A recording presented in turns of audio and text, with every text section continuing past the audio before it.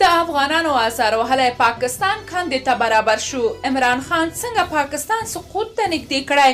ملا فضلو په دې اړه څه ویلي؟ جزئیات همدغې ویډیو کې وګورئ او چینل سبسکرایب کړئ.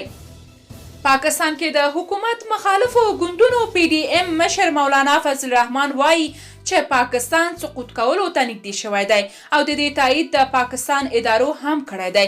پېښور کې د خپل ګوند جمعیت علماء اسلام مجلس شورا ته خپله وینا کې مولانا فضل الرحمن ویلي چې ګاونډیو هیوادونو سره د اړیکو ښه کولو پر ځای د اړیکې نورې هم خرابې شوي دي او د حکومت تګلارو د هیواد د اقتصادي پرمختیا مخه نیولې ده.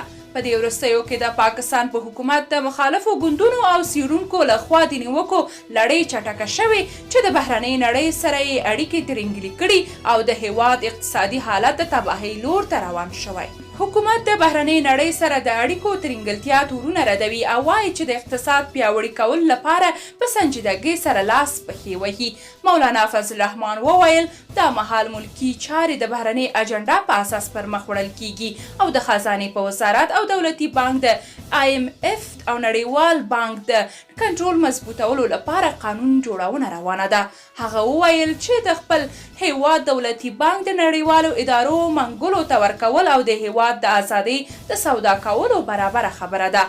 د نړیوالې مالیاتي ادارې یا IMF نه د پور ترلاسه کولو لپاره په دې وروستیو کې د ځینو نورو ګامونو اخیستو ترڅنګ د پاکستان حکومت پارلمان ته کوچني بودیجه وړاندې کړې چې پکې یو شمېر نوي ټکسونه لګول شوي او مخالف ګوندونه په دې سختۍ نیوکې کوي.